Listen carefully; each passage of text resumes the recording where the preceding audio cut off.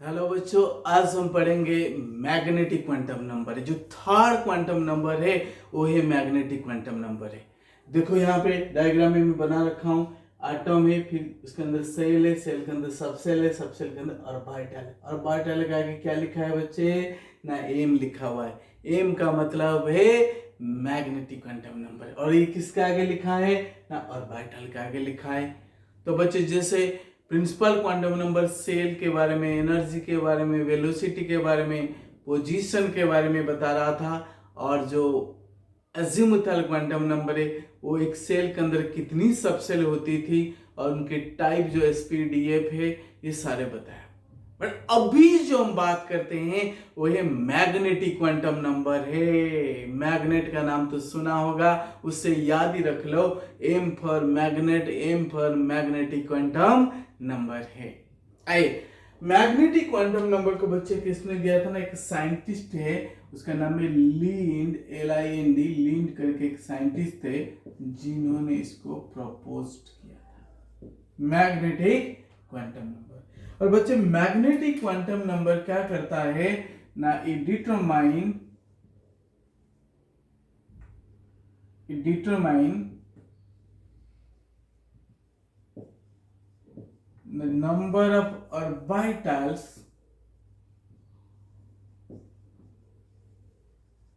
present in a subcell।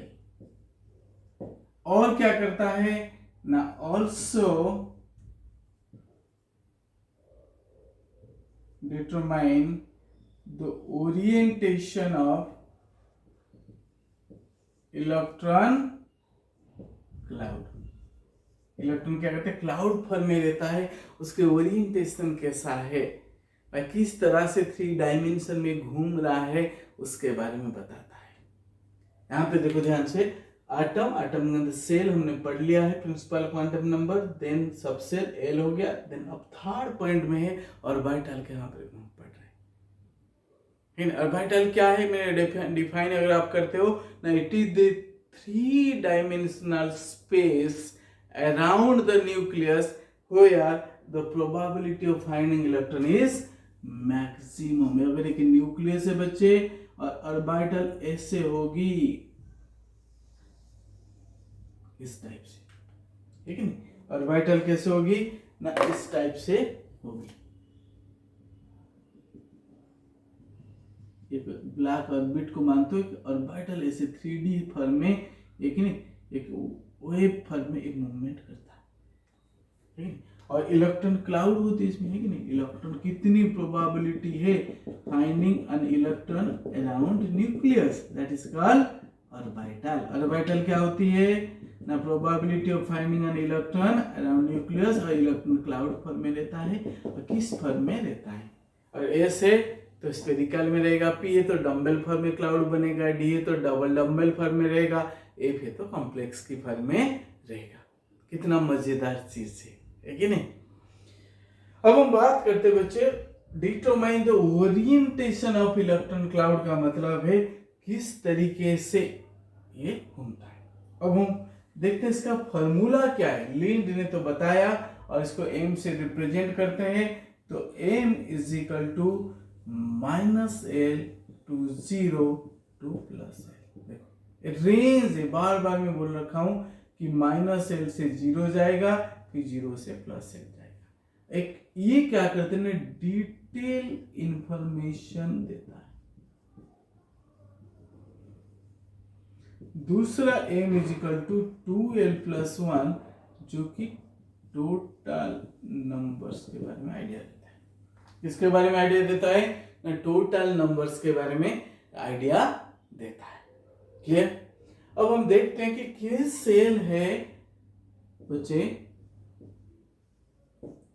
n1, तो n हो जाएगा 0 एक कम, तो m इज इक्वल टू -0, फिर 0 + 0, तो कुछ नहीं होगा, तो खाली में 0 लिख दिया। ध्यान से देखिए, यहाँ पे 0, तो इसका मतलब है 1 ऑर्बिटल किसके अंदर है ना? L की वैल्यू 0 का मतलब बच्चे है कि ये S सबसेल है। S के अंदर एक ही ऑर्बिटल होगा, इसका मतलब क्या है बच्चों ना, यहाँ L be zero M be zero का मतलब है, यहाँ पे मैं लिख देता हूं ऊपर से ना, एस जो है ये सबसेल भी है एंड ऑर्बिटल,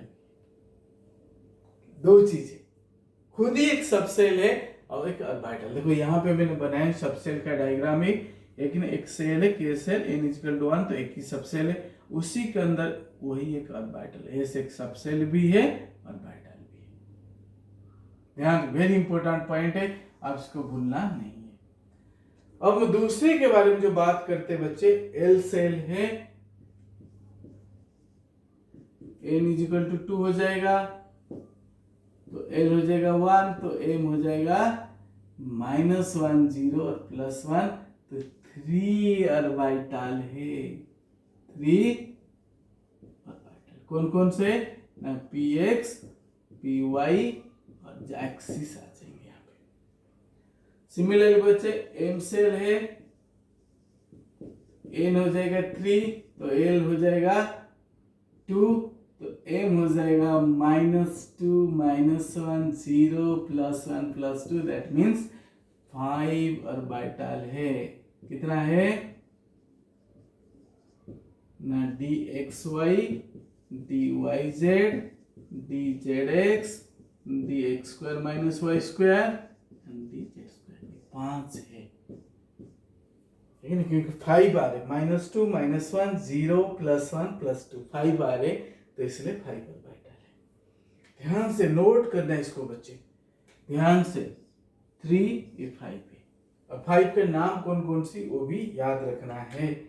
अगर मैं एन सेल की बात करता हूं बच्चों, एन सेल की, तो n4 हो जाएगा small n, l equal to 3, m equal to -3 -2 -1 0 +1 +2 +3, 7 orbital है, 1 3 5 7, कितना है 7 ऑर्बिटल है।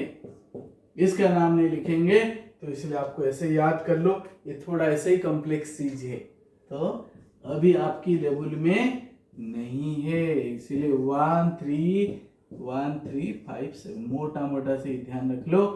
एस के अंदर एक ही खुद ही है, पी के अंदर 3 है, डी के अंदर 5 है, एफ के अंदर 7 ऑर्बिटल है। समझ पा रहे? तो इसलिए हर एक ऑर्बिटल के अंदर बच्चे देखो, एवरी ऑर्बिटल, देखो सेल यहाँ पे देखो, मैं इसको आपको समझा देता हूँ, ये हो गया ऑर्बिट है, इसके अंदर सब सेल है सारे गोल गोल सा, इसके अंदर अब ऑर्बिटल आएंगे, पी के अंदर कितना आएगा 3 orbital, P x P y हर एक पी में से। अब डी के अंदर 5 आ जाएंगे, डी इसी के अंदर ही होंगे 5, D X Y D Y Z D Z X D x² - y² D z², और एफ के अंदर 7 आ जाएंगे, तो इसी के अंदर होंगे। तो एस खुद ही एक सबसेल ऑर्बिटल, पी के अंदर ये सबसेल है, इसी के अंदर ही इसके ऑर्बिटल होंगे, डी एक सबसेल है, उसी के अंदर उसकी 5 ऑर्बिटल होंगे, D X Y Y Z Z X x² - y² D z², F एक सबसेल है, उसके अंदर 7 होंगे। आप इसको ध्यान में रखना है, क्या करना है ध्यान में रखना है। आई कुछ और बातों को इसमें मैं बताता हूँ, ये रहने दीजिए, ऊपर का मैं जस्ट इरेज करता हूँ अभी, क्योंकि कुछ और चीज हमें पढ़ना है, इसलिए आप इस चैनल को केमिस्ट्री पॉइंट 101 और मैं हूँ डॉक्टर प्रदीप जैना, इस चैनल को लाइक और सब्सक्राइब और शेयर करना नहीं भूलना है, क्योंकि ये क्या है आपके लिए एक सोर्स है, जैसे आपके लिए है ये दूसरे को भी ये हम मदद करवा सकते हैं। एक कोई बच्चा देख लो गांव में रह रहा है, वो ट्यूशन नहीं, उसके बाद फाइनेंशियली प्रॉब्लम है, वो कैसे पढ़ सकता है? अगर आप ऐसे बच्चे को जानते हो तो वहां तक जरूर इमीडिएटली इस चैनल का लिंक भेज दीजिए, लेकिन नहीं तो गॉड इज वॉचिंग एवरीथिंग, लेकिन हमारा हर एक चीजों को, लेकिन समवन इज वॉचिंग। अगर हम अच्छा कार्य करते हैं, अच्छा काम करते हैं, तो वी आर ब्लेस्ड। आइए हम बात करते हैं यहाँ पे, ठीक है, नोटिस अब हम बात करते हैं बच्चे, देखो ईच ऑर्बिटल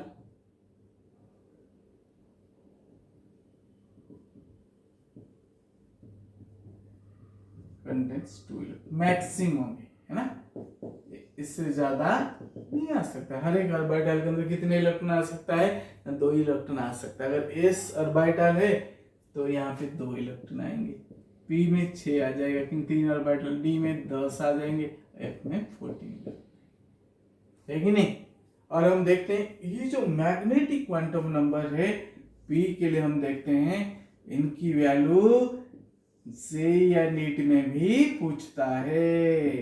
अगर P है, P सब सेल में यहाँ पे लिखता हूं बच्चे, देखो P सब सेल है तो PX PY PZ 3 हो गया ना, है ना। यहाँ पे देखो -1 0 +1, तो ये +1 ये -1, Z हमेशा 0 होता है। वेरी इंपॉर्टेंट थिंग, यही मैं याद रखने के लिए आपको बता रहा हूँ। सिमिलरली D में 5 होते हैं बच्चों।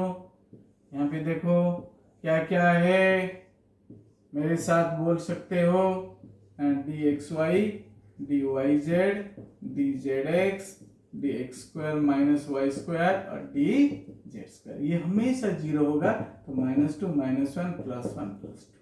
ये क्या है ना, m की वैल्यू है, आपको देखना है।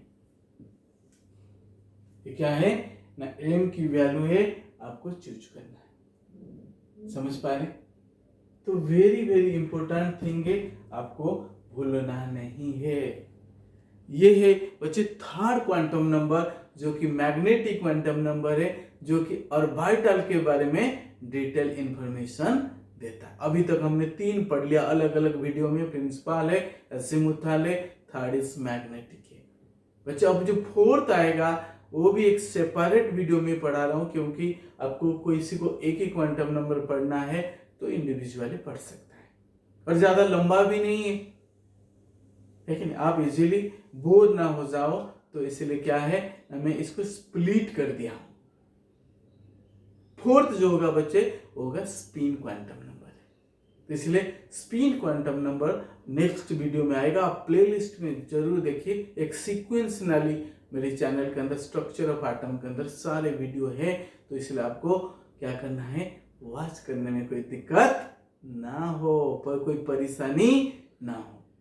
तो इसलिए स्पिन क्वांटम नंबर की वीडियो जरूर देखना है, ताकि चारों क्वांटम नंबर लेकिन आपका सीक्वेंसी को पूरा करेगा। और जो भी आपकी क्वेरीज है, you can write through the comments, so that I always appreciate you. मैं हमेशा जो कमेंट्स लिखता है उनको मैं अप्रिशिएट करता हूं, ताकि आप लोग को क्या चाहिए मैं उसको पढ़ा पाऊं। Thank you so much video को वॉच करने के लिए, and God bless you all.